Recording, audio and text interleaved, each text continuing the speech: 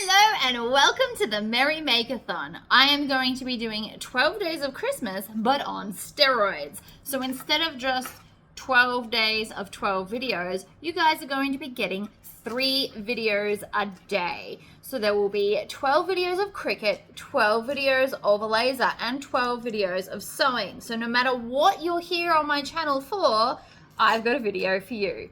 So the first one I am going to do is this. So these are little mini jewelry boxes. I got these locally. You can also get them online. I'm sure they're cheap everywhere. They come in a bunch of different shapes. You can get hearts and squares and all kinds of things. And then we're just going to personalize them because everybody loves stuff with their own name on it. So without any further anything, let's get going. So these are the 2 containers that I got. They only had them in red and purple. I'm sure they come in other colors. I've also seen square versions, but these are what I could get. So these are at Kmart for $5. And so we need to use a ruler to work out how much actual space we have to put a name. I would like it fairly large, and I want to put it straight. If you want it to get a bit bigger, you're going to put it on an angle like this or like that. So I'm going to take my ruler, and I reckon we can do 3.5 by 1.5 is the biggest space that we've got there. So now that we know that, we can go into the Cricut program. So I've just picked a blank space, and we're going to just get straight into it. Type in text, you hit the text button, and then when it's highlighted, you can just start typing to get the name. So these are the 2 names I need to do. And then we're going to go into the type of font. Now, if you pay for Cricut, you have access to all the fonts here, but you can also upload them. A lot of mine are from dafont.com. So these are the ones in the system. And I'm just going to pick something that is cursive, but simple to read. They are small children, so they need to be able to read their name, but I also want it to look pretty. But you can pick whatever font you want, obviously. I'm not the boss of you. So that's pretty much it as far as prep work, except we need to get the right size. So you can either click and drag from this corner here and make it a bit bigger, but sometimes that's hard to get exactly the size you want. So if you don't like doing it that way, you can come up to where it says W, which is for width, and just type in the width you want. And then it should automatically update the height as well. And because I had the 7 highlighted, it's made both of them 7 centimeters wide. I probably could have gone a little bit bigger, but I liked this size. So we just click make. I never save, it's not my thing, but you can if you want to. While the mat is loading, you can see here, they put them really close to each other. I always like to separate it just a little bit, but then I notice as well, you need to set the right size mat. So I'm using a small mat today, so I'm just gonna separate them so it's easy to cut them apart. And then we're going to click continue, and we want to click heat transfer non-Cricut, and I always like to do more pressure. I'd prefer to cut rather than not cut. The other thing we can't forget is to click mirror. So let's stick our HTV onto a mat. This is a strong grip mat. It's probably a bit strong for what we're trying to do, but at least I know for a fact it's not going to move. So you want to put this stuff on upside down. So the shiniest side goes on the mat. That is the clear transfer plastic part. And I'm obsessed with this braying tool. It puts an even pressure and makes sure everything's stuck down. I'm having much less issues with things lifting while using that brayer. So you want to make sure that you've got enough space. With my 2 together, the names together along the top, if it doesn't fit, you can move the second one down to underneath, and everything will work out. That is quite a large piece of HTV, so we will definitely have enough space. So now we're just going to load our mat, and it's going to do this thing where it measures the whole way, making sure that everything fits, and then we're going to cut it. It did only take a couple of minutes to do both the names. Okay, so now that it's all cut in reverse, we need to turn our heat presser. Now this won't go into like the bigger heat presses, so a handheld mini heat press or a mini iron is great. I am going to set it to hot because I love hot. And then while that's heating up, we can take this. Now I always like to pull the mat away from whatever's on the mat. And then to make my life easier, we're going to take some scissors and just cut around the letters. The less overhang, the easier, in my opinion. And then you also want to separate them. So you should have 2 because we're doing 2. You can obviously do them different colors.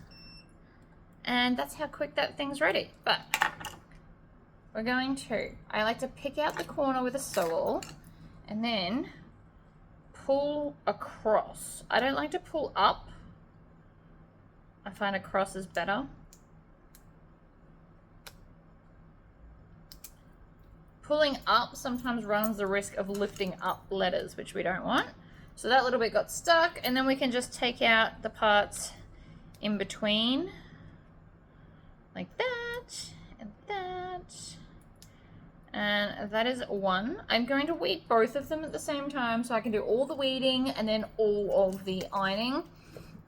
If you're doing a lot, this is better. Also, if you live in a hot climate, you have the iron on for less time if you've weeded it all and then come back and iron them all. Production lines are a thing for a reason. So I'm just throwing all that excess in the bin. We don't need it. It's fine. Okay. So there is a top and a bottom. I'm also going to cut off the tag because it's ugly and we don't want it there. Pop that in the bin. There is a top and a bottom. The top of the heart, but also one side is thicker than the other. So the thick side's the bottom and then this side's the top.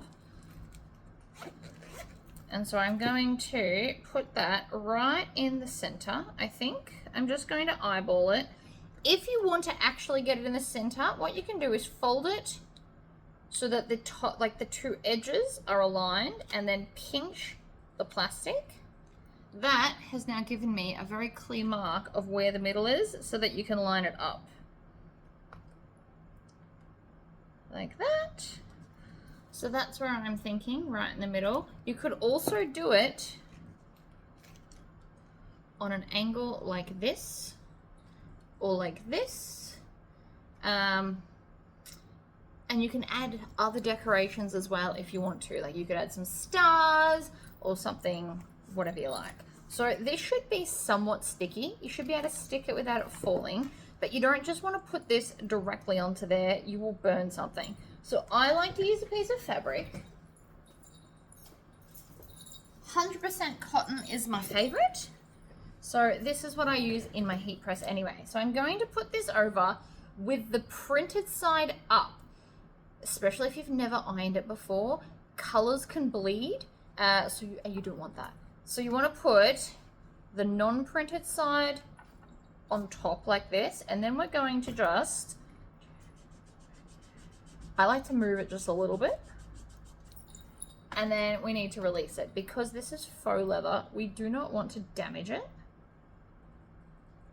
And I'm fairly confident that that has stuck. I'm just going to take something and give it a bit of a rub just to make sure, and then I'm going to set that one aside and we'll do the second one. So the other way to tell the top and the bottom of this is the top squishy and the bottom is more hard. So we're going to take the name, pop it straight across the center.